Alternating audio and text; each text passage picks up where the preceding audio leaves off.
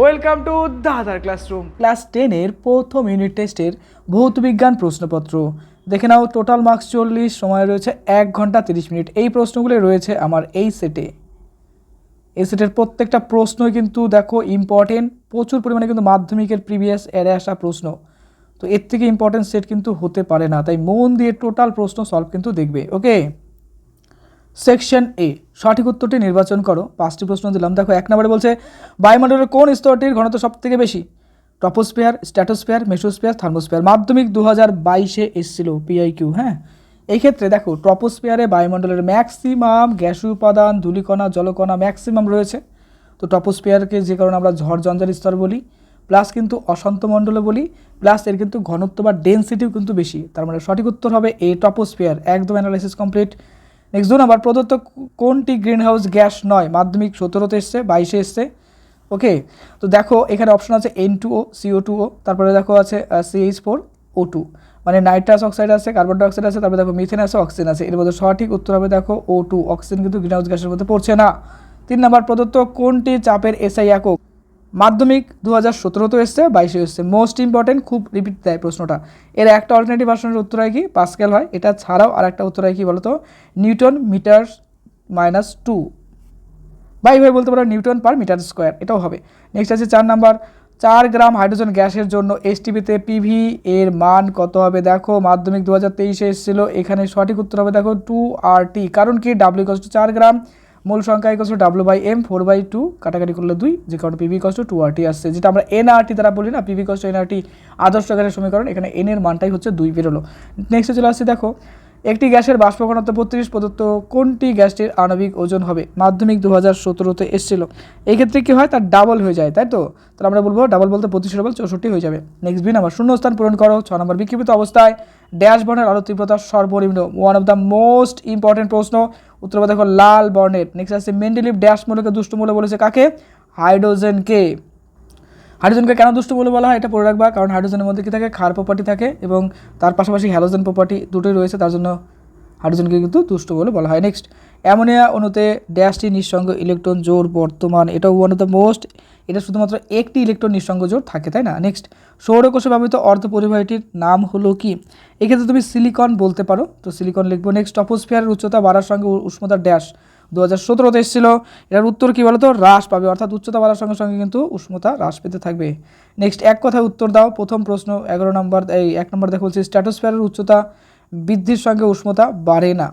এটা কি হবে? এটা হবে দেখো, এটা কমে, বাড়ে না কমে। এটা মাধ্যমিক 2019-এ এসেছিল। সঠিক উত্তর হবে দেখো বাড়ে। নেক্সট, বায়ুমণ্ডলের শীতলতম স্তর কোনটি? এটা রয়েছে দেখো মাধ্যমিক 2024-এ এসেছিল, মেসোস্ফিয়ার। এটার উত্তর হবে নেক্সট 13 নম্বর, চার্লসের সূত্র অনুযায়ী ভি বনাম টি লেখচিত্রের কি বলেছে যে প্রকৃতি কী হবে? মাধ্যমিক 2020-তে এসেছিল। One of the most important, খুব আসে প্রশ্নটা। এটা হবে মূল গামী সরলরেখা। যখন তোমরা টেস্ট পরীক্ষা দিবে, দেখবে যে টেস্ট পেপার যখন পড়বে তখন দেখবে যে এই প্রশ্নগুলো প্রচুর ছড়াছড়ি। তো শুধুমাত্র ইউনিট টেস্ট না, ফাইনালের জন্যও কার্যকরী। নেক্সট, তার জন্য বলবো ভিডিওটা অবশ্যই সেভ করে রেখে দিও, মাঝে মাঝে পারলে দেখো, কারণ এখানকার প্রচুর প্রশ্ন তোমার পরীক্ষার জন্য ইম্পর্টেন্ট রয়েছে মাধ্যমিকের জন্য। 14 নম্বর, একটি আলোক রশ্মি অবতল দর্পণের বক্রতা কেন্দ্র দিয়ে গেলে আপতন কোণ কত হবে? মাধ্যমিক 2019-এ এসেছিল। এক্ষেত্রে দেখো আপতন কোণ অবশ্যই 0 ডিগ্রি হতে হবে। তারপরে আসছে দেখো 15 নম্বর, মোটর গাড়ির হেডলাইটে বা সার্চ লাইটে কোন ধরনের গোলীয় দর্পণ ব্যবহার করা হয়? 17-তে এসেছিল মাধ্যমিক এবং 22-এও এসেছিল। এটা অবশ্যই অবতল দর্পণ ব্যবহার করবো আমরা। নেক্সট আছে সেকশন বিতে প্রথম প্রশ্ন। দেখো গ্রিন হাউস ইফেক্ট ও বিশ্ব উষ্ণায়ন বলতে কী বোঝো? 2 মার্কস প্রশ্ন, মাধ্যমিক 2022-এ এসছে। এবিটিএতেও প্রচুর রিপিটেশন আছে প্রশ্নটা। দেখো এক্ষেত্রে গ্রিন হাউস ইফেক্ট কী? দেখো আমাদের বায়ুমণ্ডলে যেরকম ধরো কিছু কিছু উপাদান আছে, যেরকম ধরো কার্বন ডাইঅক্সাইড, মিথেন আছে, জলীয় বাষ্প আছে, এগুলো কী করে? সূর্য থেকে আসা যে রশ্মিটা যা আছে না, যেটা তরঙ্গ দৈর্ঘ্য বলি, সেই ক্ষুদ্র তরঙ্গ দৈর্ঘ্য আলোক রশ্মি কী করে পৃথিবীতে আসতে দেয়। কিন্তু পৃথিবী থেকে যে সময় প্রতিফলিত হয় তখন সেটা দীর্ঘ তরঙ্গ দৈর্ঘ্য অবহেলিত রশ্মি যেটা আছে সেটা মহাকর্ষণে কিন্তু ফিরে যেতে বাধা দিচ্ছে। এর ফলে কী হচ্ছে? বায়ুমণ্ডলের উষ্ণতা কিন্তু ধীরে ধীরে বাড়ছে। এই ঘটনাকে আমরা গ্রিন হাউস ইফেক্ট বলবো। তো এটা হচ্ছে বিষয়। চলো আমরা পড়ে ফেলি। দেখো বায়ুমণ্ডলের কিছু গ্যাস যেমন কার্বন ডাইঅক্সাইড, মিথেন, জলীয় বাষ্প সূর্য থেকে আসা ক্ষুদ্র তরঙ্গ দৈর্ঘ্য আলোক রশ্মিকে পৃথিবীতে আসতে দেয়, কিন্তু পৃথিবী থেকে প্রতিফলিত দীর্ঘ তরঙ্গ দৈর্ঘ্যের অবহেলিত রশ্মিকে মহাশূন্যে ফিরে যেতে বাধা দেয়, ফলে বায়ুমণ্ডলের নিচের স্তর উত্তপ্ত হয়। এই ঘটনাকে গ্রিন হাউস ইফেক্ট বলে। আর বিশ্ব উষ্ণায়ন কি? গ্রিন হাউস প্রভাবের ফলে পৃথিবীর গড় তাপমাত্রা ক্রমাগত বৃদ্ধি পাওয়ার ঘটনাকে বিশ্ব উষ্ণায়ন বলা হয়, এগুলো যেটা গ্লোবাল ওয়ার্মিং বলি।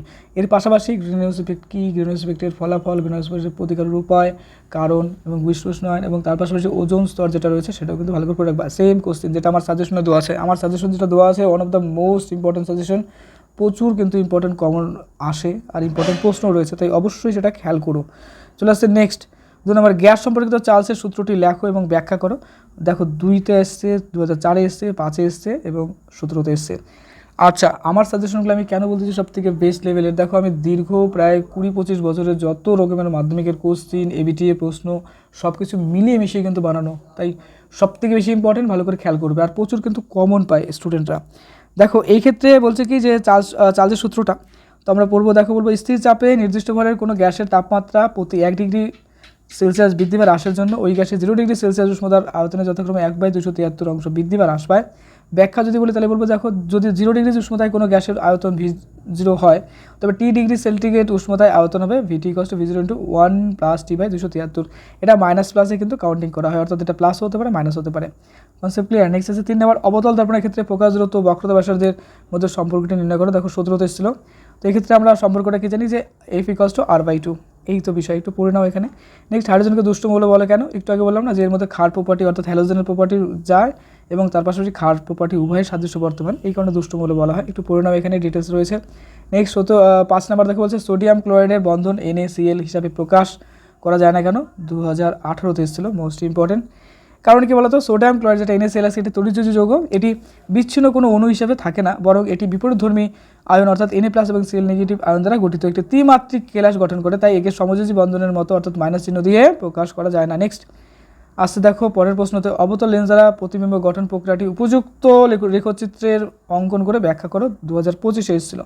অবতল লেন্স দ্বারা প্রতিবিম্ব গঠন, অবতল লেন্সের সামনে বস্তুকে যেখানেই থাকুক না কেন প্রতিবিম্ব সর্বদা অসৎ সমশীর্ষ এবং বস্তুর চেয়ে আকারে ছোট হয়। প্রতিবিম্বটি লেন্সের আলোক কেন্দ্র ও ফোকাসের মধ্যে গঠিত হয়। এবার দেখো ভার্চুয়াল ইমেজ ফর্ম যেটা আছে বাই কনকেভ লেন্সের মাধ্যমে এইভাবে আমরা দেখাতে পারি। যেটা গাছ হয়, তুমি অন্য টাইপের ছবি আঁকতে পারো, সেটা 2F F1 বা বলতে পারি, তো F2 এবং 2F2-র মধ্যে এরকম, যেটা কনকেভ লেন্সের প্রপার্টির মধ্যে হোল্ড করছে টোটালটা, যেটা ভার্চুয়াল ইমেজ এবং অবজেক্ট যেটা আছে সেটার মধ্যে। এইভাবে দেখো লাইন বা আলোক রশ্মি যেটা আছে এইভাবে কিন্তু যাচ্ছে। Concept clear. নেক্সট 2 নম্বর, আদর্শ গ্যাস বাস্তব গ্যাস বলতে কি বোঝো? কোন শর্তে বাস্তব গ্যাস আদর্শ গ্যাসের মতো আচরণ করে? দেখো মাধ্যমিক 2023-এ আসছিল, যে সকল গ্যাস সকল উষ্ণতাতে ও চাপে বয়েল এবং চার্লসের সূত্র মেনে চলে অর্থাৎ PV = NA সমীকরণ মেনে চলে তাকে বলবো আদর্শ গ্যাস, আর যে সমস্ত গ্যাস মেনে চলবে না তাদেরকে বলবো বাস্তব গ্যাস। যেরকম O2 আছে, H2 আছে। শর্ত, অত্যন্ত উচ্চ উষ্ণতা এবং অত্যন্ত নিম্ন চাপে বাস্তব গ্যাস আদর্শ গ্যাসের মতো আচরণ করে। হয়ে গেল। নেক্সট আসি পরের প্রশ্ন, পরিবেশের উপর বিশ্ব উষ্ণায়নের প্রভাবগুলি উল্লেখ করো। দেখো পরিবেশের উপর বিশ্ব উষ্ণায়নের প্রভাব যদি বলি তাহলে পৃথিবীর তাপমাত্রা বাড়ার ফলে মেরু অঞ্চলে যে বরফগুলো আছে সেটা গলে যাবে এবং সমুদ্র পৃষ্ঠের উচ্চতা কিন্তু ধীরে ধীরে বৃদ্ধি পাবে। জলবায়ুর পরিবর্তন, ঋতুচক্রের পরিবর্তন ঘটছে, যার ফলে অতিবৃষ্টি বা অনাবৃষ্টির মতো প্রাকৃতিক বিপর্যয় দেখা দিতে পারে। বাস্তুতন্ত্রের ক্ষতি হতে পারে, অনেক নিম্ন শ্রেণীর প্রাণী উদ্ভিদরা কিন্তু মারাও যেতে পারে। নেক্সট আসছে বয়েলের সূত্র, চার্লসের সূত্রের সমন্বয় সূত্র, one of the most important প্রশ্ন মাধ্যমিকের জন্য। দেখো বয়েল এবং চার্লসের সূত্রের সমন্বয় সূত্র, ধরো দেখ নির্দিষ্ট ভরের কোনো গ্যাসের আয়তন V এবং চাপ P এবং পরমস্পতা T। বয়েলের সূত্র অনুসারে V = 1/P যখন T স্থির। চার্লসের সূত্র অনুসারে V = T যখন P স্থির। যৌগিক ভেদের নিয়ম অনুযায়ী V = আমরা কী লিখব? T/P। তো V = KT/P, যেখানে K হলো ধ্রুবক, অতএব PV = T = K ধ্রুবক। এটি হচ্ছে সমন্বয় সূত্র। আমি বলছি এইটা পারলে স্ক্রিনশট নিয়ে নাও আর নাহলে খাতার মধ্যে লিখে নাও। কেন? এই যে প্রশ্নটা আছে ম্যাক্সিমাম স্টুডেন্টের কনফিউশনের ক্রিয়েট করা জায়গা, আমি সব থেকে সোজা প্রসেসে লিখে দিলাম। চলো এটা লিখে নাও খাতার মধ্যে, কারণ এই প্রশ্নটা মাধ্যমিকের জন্য হ্যাভি ইম্পর্টেন্ট। আর এই প্রশ্নটা তুমি যতই পড়ো না কেন কনফিউশন ক্রিয়েট করার একটা জায়গা, কারণ পরীক্ষার সময় কনফিউশন ক্রিয়েট করে দেয়। আর আমি যেটা করলাম দেখো একদম ইজি প্রসেসে করে দিলাম। আচ্ছা নেক্সট আছে 5 নম্বর, একটি উত্তল লেন্সের প্রধান অক্ষের সমান্তরালে আপতিত রশ্মিগুচ্ছের জন্য প্রতিসর রশ্মির চিত্র আঁকো, ফোকাস F চিহ্নিত করো। দেখো মাধ্যমিক 2022-এ এসেছিল। উত্তল লেন্সের প্রধান অক্ষের সমান্তরাল রশ্মিগুচ্ছের প্রতিসরণ। উত্তল লেন্সের প্রধান অক্ষের সমান্তরালভাবে আপতিত আলোক রশ্মিগুচ্ছ প্রতিসরণের পর লেন্সের অপর পার্শ্বে প্রধান অক্ষের উপর একটি নির্দিষ্ট বিন্দুতে মিলিত হয়। ছবি দেখলে একদম ডিটেলস ক্লিয়ার হয়ে যাবে। এই বিন্দুটিকে লেন্সের প্রধান ফোকাস F বলা হয়। দেখো ছবি কিন্তু আঁকতে হবে এটাতে, হ্যাঁ। তো প্রধান অক্ষ উত্তল লেন্স এবং ফোকাস দেখো একটা নির্দিষ্ট বিন্দুতে মিলিত হচ্ছে, তার মানে বোঝাচ্ছে যে এই যে লেন্সটা রয়েছে না, এই লেন্সের মধ্যে কি করছে, এরকম আলো যাচ্ছে, ওকে, এই যাচ্ছে আলো সরলরেখা যাচ্ছে, যাওয়ার পরে কী হচ্ছে, তার নির্দিষ্ট একটা বিন্দুতে এইভাবে মিলিত হচ্ছে। ওকে, এই হলো বিষয়, এই গেল ছবিটা। ওকে কমপ্লিট করো। বেস্ট অ্যান্সার শিট এবং তার পাশাপাশি বেস্ট কোশ্চেনের কালেকশন দিলাম। যদি পারো খাতার মধ্যে নোট ডাউন করে রেখে দাও, মাধ্যমিক পরীক্ষার জন্য কিন্তু এগুলো ইম্পর্টেন্ট। তোমার টেস্ট পরীক্ষার তো ভীষণ ভীষণ ইম্পর্টেন্ট হবেই। আর নাহলে ভিডিওটা সেভ করে রেখে দাও, মাঝে মাঝে দেখবে। এরকম আরও অনেক দামি দামি আমি ফিজিক্যাল সায়েন্সের ভিডিওগুলো নিয়ে আসবো, যতগুলো পারবে সেভ করে রেখে দেবে। সম্পূর্ণটা কিন্তু মাধ্যমিকে বেস্ট রেজাল্ট করার জন্য। Okay, best of luck for your best exam. আর এই চ্যানেলে নতুন হলে কিন্তু অবশ্যই সাবস্ক্রাইব করে দেবে, আর এই ভিডিও কিন্তু শেয়ার হওয়া চাই। আর এরকম ভিডিও পাওয়ার জন্য অবশ্যই ভিডিওতে লাইক করো, লাইকের পরিমাণ যেন বাড়ে। ওকে, খুব ভালো থেকো।